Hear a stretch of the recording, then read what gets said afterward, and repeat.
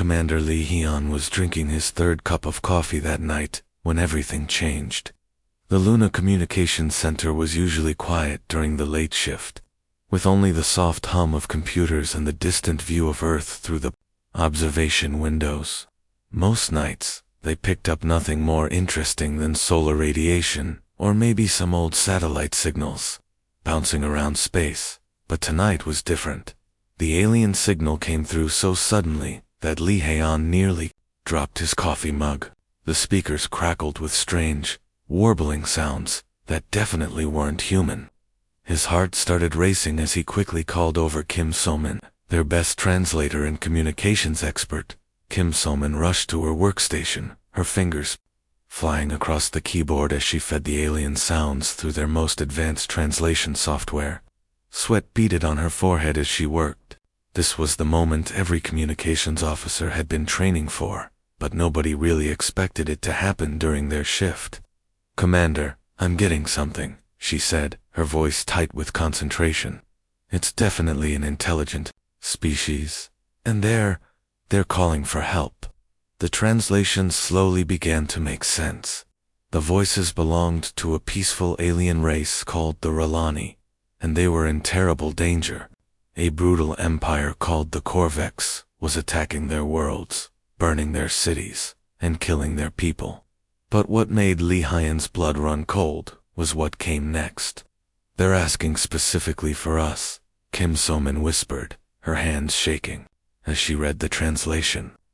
"They're calling us Deathworld warriors and begging Earth to help them." Li Hyun stared at the screen in disbelief. How did these aliens even know about humanity? Earth had never made official contact with any alien species, but apparently, word had somehow spread through underground rebel networks across the galaxy. The Ralani had heard stories about humans, stories that painted them as fierce warriors from a dangerous death planet. The message continued, and Kim So-min's translation revealed more shocking details. The Ralani called Earth the planet of endless war, and spoke of humans as legendary fighters who never backed down from a fight. They had heard whispers that humans could turn anything into a weapon, and fought with a brutality that terrified even the most warlike species in the galaxy. "Commander," Kim So-min said, looking up from her screen with wide eyes, "they know about our military capabilities somehow. They're not just asking for help, they're specifically asking for the kind of firepower that only we can provide." Li Hyun realized that this single message would change everything. Humanity was no longer alone in the universe, and apparently, they already had a reputation as the galaxy's most dangerous species. The question now was whether Earth would live up to that fearsome reputation. The emergency meeting room deep beneath the Pentagon was buzzing with tension as Admiral Park Jin-woo called the most important military conference in human history. Within 12 hours of receiving the alien distress call, every major military leader on Earth had been secretly flown to this underground bunker. The room was packed with generals, admirals, scientists, and intelligence officers, all trying to wrap their heads around the fact that aliens existed and were asking for help. Admiral Park Jin-woo had been in the military for 30 years, but nothing had prepared him for this moment. He slammed his fist on the polished briefing table, making several coffee cups jump. "Ladies and gentlemen, we're not here to debate whether aliens are real. They are, and they need our help. The question is, what are we going to do about it?" The room erupted in heated discussion. Some officers worried that getting involved in an alien war would expose Earth to dangerous enemies. Others argued that this was humanity's chance to make a strong first impression on the galactic stage. The debate went back and forth for hours, with voices getting louder and tempers running hot. Colonel Choi Yuri stood up from her seat, her face determined. She had commanded troops in 3 different conflicts and never backed down from a fight. "Admiral, with respect, we can't just sit here and talk while innocent people are being slaughtered. These Ralani are asking for our help because they've heard about our military strength. If we don't act now, what does that say about humanity?" But General Lee Woo-jin raised a different concern. "Colonel, If we reveal our true military capabilities, every hostile species in the galaxy will know exactly what we're capable of. We'll lose the element of surprise forever. That's when Dr. Han Minho, the military's top weapons analyst, stepped forward with a tablet full of data. He had spent the entire night studying the alien transmissions and analyzing everything they could learn about Korvax's technology. Actually, I think we have a significant advantage here, he said, projecting images onto the main screen. The room fell silent as Dr. Han Minho explained his findings. The Korvax Empire used advanced energy weapons, plasma cannons, laser batteries, and force field shields. Their entire military doctrine was built around energy-based warfare. But humanity had taken a completely different path. Earth's weapons were based on kinetic energy, explosives, and good old-fashioned physics. Their shields are designed to deflect energy beams. Dr. Han Minho continued, his excitement growing. But what happens when you fire a chunk of metal at them at 20,000 miles per hour? Their fancy technology won't even slow it down. The revelation changed everything. Suddenly, humanity's seemingly primitive weapons were actually the perfect counter to advanced alien technology. When Admiral Park Jin-woo called for the final vote, every hand in the room went up. Earth would answer the call with overwhelming firepower. Within hours of the decision, secret military bases across the solar system came alive like sleeping giants awakening. Captain Song Dae-hyun stood in the command center of Terra Station, watching dozens of screens as humanity's hidden fleet prepared for the biggest military operation in their history. For decades, Earth had been quietly building warships in the shadows, and now it was time to reveal them to the universe. The first surprise came from the asteroid belt. What looked like ordinary space rocks suddenly split open, revealing massive battleships that had been hiding inside hollowed-out asteroids for years. These weren't the small exploration ships that other nations knew about. These were true warships, each one the size of a city block and armed with weapons that could crack a moon in half. Captain Song Dae-hyun watched with pride as the UES Thunderstrike emerged from its rocky disguise. The ship's railguns were already charging, their magnetic coils glowing with deadly energy. These weapons didn't need fancy alien technology. They simply fired chunks of metal so fast that nothing in the universe could stop them. Meanwhile, near Jupiter's moons, another kind of ship was preparing for war. The stealth destroyers looked like dark shadows against space, their hulls covered in materials that made them nearly invisible to sensors. Each one carried enough nuclear torpedoes to level a planet's surface. The crews had trained for years, in secret, never knowing if they would actually see combat. Engineer Jang Haijin was working frantically at the weapons depot on Ceres Station. She supervised teams of technicians as they loaded the most terrifying weapons in humanity's arsenal.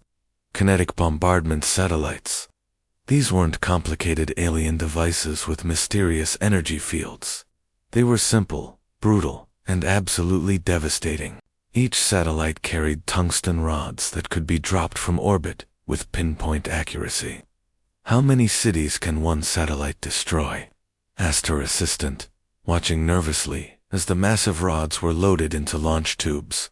Jang Haijin didn't look up from her checklist. One rod can flatten a city block. Each satellite carries 50 rods. She paused and finally met his eyes. Do the math. All across the solar system, similar scenes were playing out. On Mars, atmospheric fighters were being loaded onto massive carrier ships. Near Saturn, crews were preparing drone swarms that could overwhelm any defense system. Even Earth's moon revealed hidden launch bays that had been disguised as mining operations for decades. The most shocking revelation was the sheer size of humanity's secret fleet.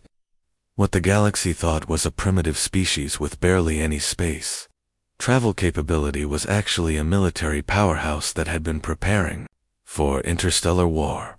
Over 300 warships of various sizes were now moving toward the rendezvous point, their crews ready to show the universe what Deathworld engineering could accomplish. Captain Songdaehyun smiled as he watched the fleet assemble. The Corvex Empire had no idea what was coming for them. The human fleet materialized at the edge of the Rilani system like ghosts stepping out of the darkness. Captain Otaman stood on the bridge of the flagship UES Retribution, staring at the main screen in horror. 3 Rilani planets were under siege. Their once beautiful cities now burning orange dots against the night side of their worlds. Massive Corvex warships hung in orbit like vultures, their plasma cannons raining destruction on the helpless population below. "My God," whispered Communications Officer Park Ji-young, her hands shaking as she tried to establish contact with the survivors. "How many people are down there?" Captain Otaman's jaw tightened as he watched entire city blocks disappear under alien bombardment. This wasn't a military engagement, it was genocide. The Corvex weren't trying to conquer these worlds. They were trying to wipe out every living thing on them.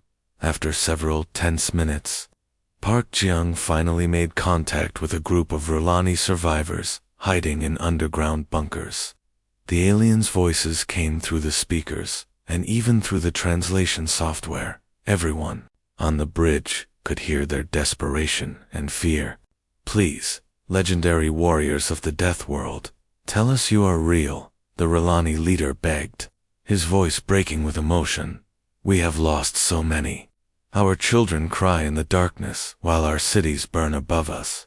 When Captain Otaman confirmed that humanity had indeed come to help, the sound that came through the speakers was unlike anything the crew had ever heard. Thousands of Rilani were crying with relief, their voices mixing together in a song of hope that echoed through the communication channels. But their reunion was interrupted by a harsh, arrogant voice cutting through their conversation. The Corvex fleet commander had detected the human ships and was now broadcasting on all frequencies. "Primitive creatures from the unknown system," the Corvex commander sneered, his voice dripping with contempt. "I am war leader, Thrax, of the Corvex 3rd Battle Fleet. You have entered a combat zone where superior beings are conducting necessary extermination operations. Surrender your pathetic vessels immediately, or we will demonstrate the power of our plasma lance arrays and quantum shield matrices." Lieutenant Shin Yoon-soo, the fleet's tactical officer, was monitoring the Corvex ships through her sensors. As she listened to their commander's boastful threats, she couldn't help but smile. The alien ships were impressive looking, with sleek hulls covered in glowing energy conduits and massive cannon arrays. They clearly believed their technology made them invincible. "Captain," she said quietly, trying to keep the amusement out of her voice, "their shields are already active. They're designed to absorb and deflect energy-based attacks. Very advanced stuff." Captain Otaman nodded, understanding exactly what she meant. "And our weapons? Kinetic projectiles, nuclear warheads, and explosive charges," Lieutenant Shin Yoon-soo replied, her smile growing wider, "none of which qualify as energy-based attacks." The Corvex had no idea they were about to face an enemy whose entire military doctrine would make their advanced defenses completely useless. Intelligence. Officer Yoon Ji-hoon had been studying alien warfare for only 3 hours, but he was already amazed by what he discovered.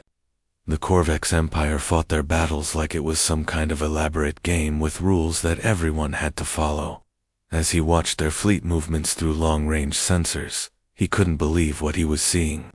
"Captain, you need to see this," Yoon Ji-hoon called out, projecting the Corvex battle formations onto the main screen.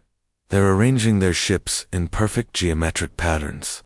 Look at this. They're forming up in neat lines like they're about to fight a naval battle from 300 years ago." The surviving Rilani commander, speaking through a secure communication channel from his underground bunker, confirmed Yoon Ji-hoon's observations. "The Corvex always fight with honor protocols," the alien explained, his voice filled with bitter experience. "They announce their attacks, give warnings before firing, and always allow their enemies time to respond. It is their way of showing superiority." Captain O'Taman shook his head in disbelief. They give warnings before they attack? Yes, honored Deathworld warrior. They consider it dishonorable to strike without announcement. In their culture, only cowards attack by surprise. Yoon Ji-hoon pulled up more tactical data, his excitement growing as he realized the implications. Captain, their entire military doctrine is based on formal dueling. They challenge specific ships to combat, wait for acceptance, then engage in one-on-one battles. They've never faced an enemy that uses coordinated mass attacks. Meanwhile, weapons specialist Kong Subin was running detailed scans of the Corvex shield technology. What she discovered made her want to laugh out loud. "These shields are incredible," she announced to the bridge crew. "They can absorb plasma blasts that would vaporize a mountain. They can deflect laser beams powerful enough to cut through solid steel. Their energy absorption capabilities are beyond anything we've ever seen." "But," Captain O'Taman prompted, hearing the excitement in her voice. "But they're completely useless against physical objects," Kong Subin explained, unable to hide her grin. "Their shields work by absorbing and redirecting energy. A chunk of metal moving at high speed isn't energy, it's just mass and velocity. Their fancy shields will do absolutely nothing to stop a tungsten rod traveling at 20% of light speed." The revelation was staggering. The Corvex had developed the ultimate defense against energy weapons, but they had never encountered an enemy that still used kinetic projectiles. It would be like bringing the most advanced armor in the universe to a fight, only to discover that your opponent was throwing rocks. Yoon Ji-hoon compiled his final report with growing confidence. "Captain, they fight with honor," they announce. "Their attacks, they engage one ship at a time, and their defenses are designed for the wrong type of weapons. They have no idea what they're about to face. Humanity was about to teach the galaxy a very painful lesson about total warfare, Major." Kim Dong-wook sat in the weapons control center of the UES Retribution, his fingers hovering over the firing controls. Around him, dozens of technicians monitored the kinetic bombardment systems, waiting for his command. The Corvex fleet hung in space ahead of them, their ships glowing with the energy of fully charged shields. They looked invincible, like floating fortresses that nothing could touch. "Range to target?" Kim Dong-wook asked calmly, his years of training keeping his voice steady despite the historic moment. 2 million kilometers in closing, sir," reported his targeting officer. "Corvex flagship is maintaining standard formation. Their shields are at maximum power." Kim Dong-wook nodded and opened the fleet-wide communication channel. "All units, this is weapons control. We are about to show the galaxy what happens when you threaten innocent people. Fire on my mark." He took a deep breath and pressed the launch button. The tungsten rods shot out of their magnetic accelerators in complete silence, invisible to the naked eye, as they raced toward their targets. Each rod was only the size of a telephone pole, but they were moving at 60,000 miles per second, fast enough to circle the Earth in 7 seconds. The kinetic energy they carried was equivalent to a small nuclear weapon. War leader Thrax of the Corvex fleet was in the middle of broadcasting another arrogant surrender demand when his flagship's sensors detected incoming projectiles. His tactical officer looked confused as he read the data. "War leader, the primitive ships have launched some kind of metal rods. Our shields will easily absorb such crude projectiles." Thrax laughed with contempt. "Pathetic Deathworlders, throwing metal sticks at our advanced defenses. This will be over quickly." The first tungsten rod hit the Corvex flagship's energy shield and passed through it like it wasn't even there. The shield, designed to stop energy weapons, couldn't even detect the physical projectile. The rod punched through the ship's hull, traveled the entire length of the vessel in a microsecond, and exited out the other side, leaving a perfectly round hole that immediately began venting atmosphere. But that was just the beginning. The kinetic energy of the impact turned the interior of the ship into a furnace. Metal twisted and melted, electronics exploded, and entire decks collapsed as the massive vessel shuddered under the devastating hit. At the same moment, fighter pilot Seo Minjun was leading his squadron of attack craft toward the Corvex formation. Unlike the formal, predictable movements of alien fighters, the human pilots flew like madmen. They rolled, twisted, and dove in patterns that seemed completely random, making it impossible for the Corvex gunners to get a lock on them. "Remember, boys," Seo Minjun called out over the squadron frequency, "these aliens fight fair. We don't."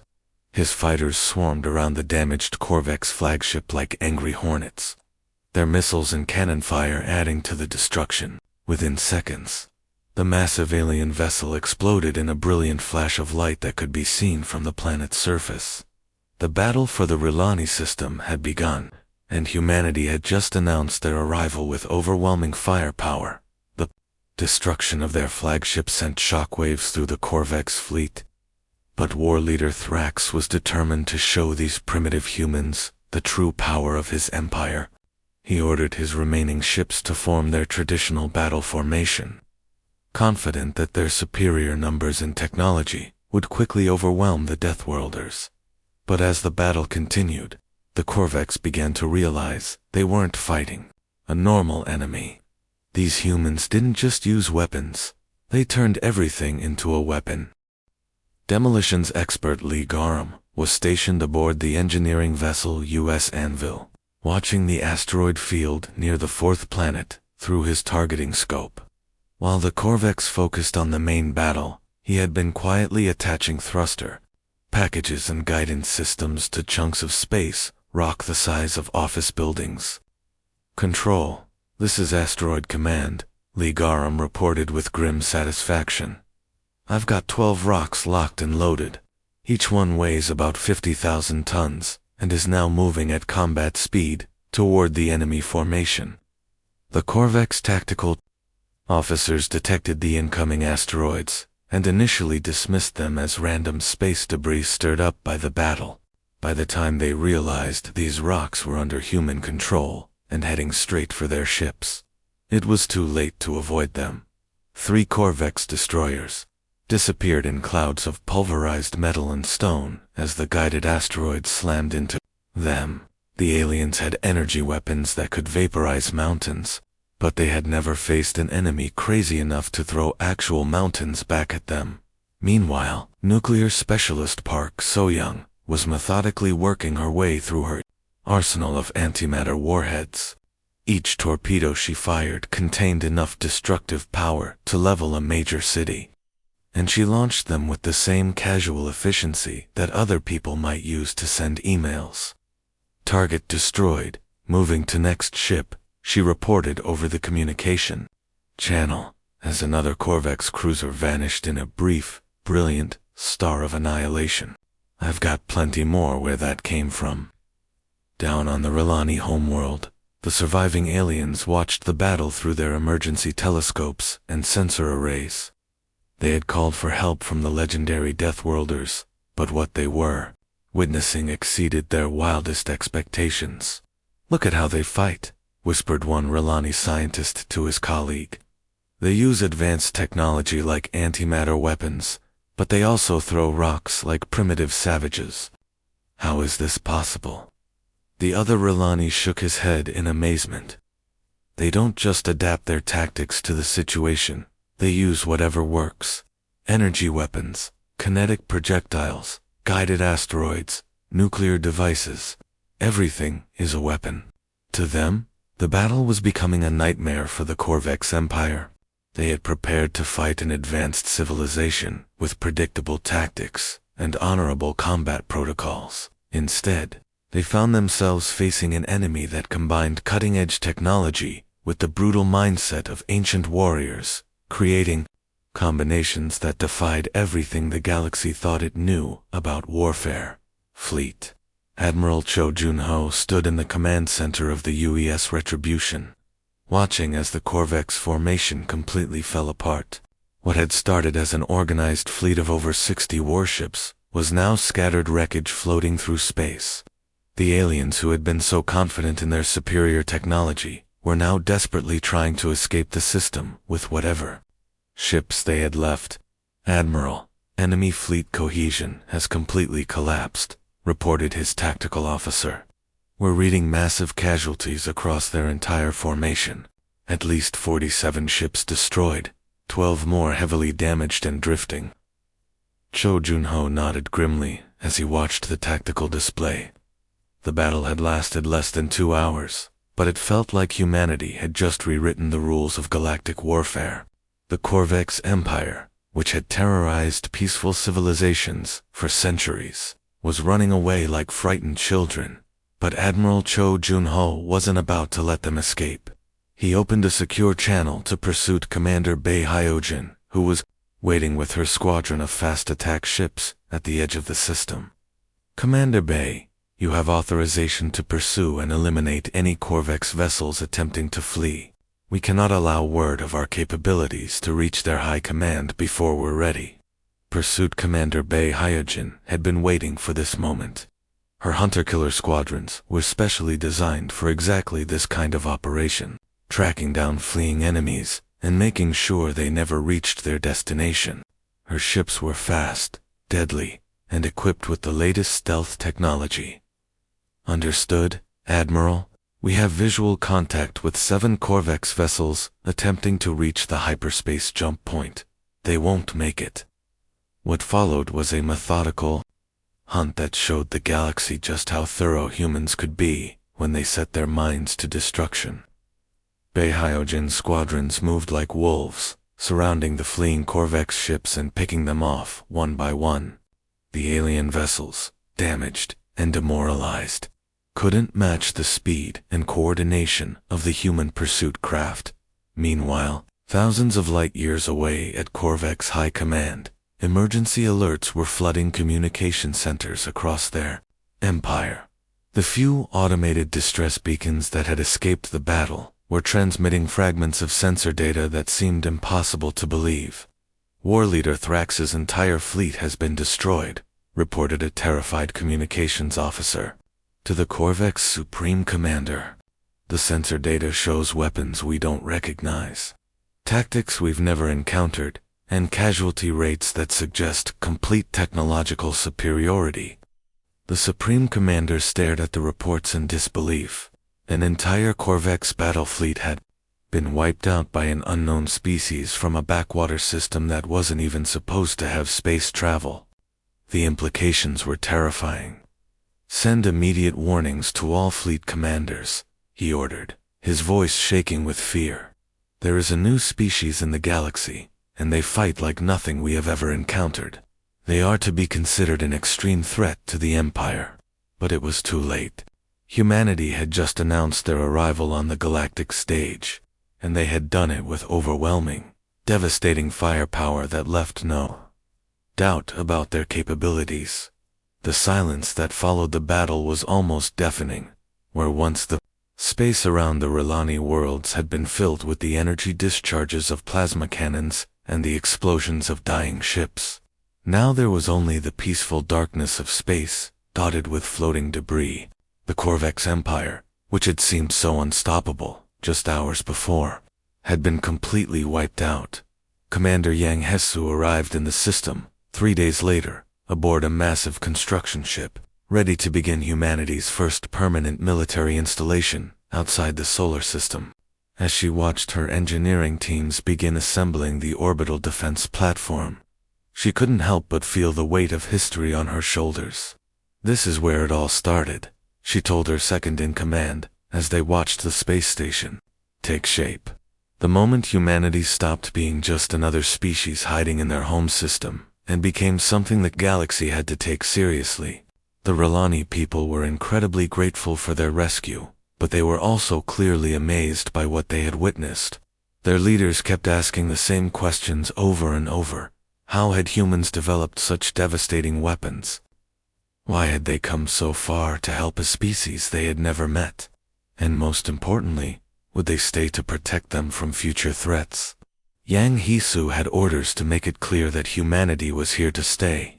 The new military base would serve as both a protection for the Relani and a message to any other aggressive species in the galaxy. Earth was no longer isolationist. They were actively involved in galactic affairs, and they had the firepower to back up their decisions. But the real surprise came when the diplomatic messages started flooding in. Within a week of the battle, Earth's communication networks were overwhelmed with transmissions from dozens of different alien species.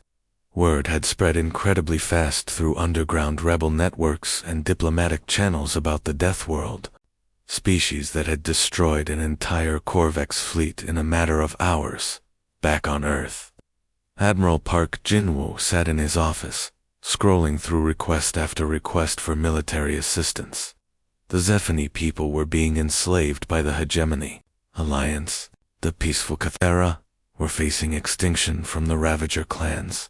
3 different species were begging for help against various pirate organizations that had been terrorizing their trade routes for decades. "Sir," his aide said nervously, "we're receiving new requests every hour. At last count, 47 different civilizations have asked for military intervention against their oppressors." Admiral Park Jin-woo leaned back in his chair and looked out the window at the ships being prepared in Earth's orbital shipyards. Humanity had spent centuries fighting among themselves, perfecting the art of warfare through endless conflicts. Now, it seemed the galaxy needed those hard-earned skills. He smiled grimly as he approved the deployment orders for 3 more battle fleets. Humanity had accidentally become the galaxy's protectors, and they would answer every call for help, the same way they had answered the Relani, with overwhelming firepower and absolute determination. The age of human galactic dominance had begun,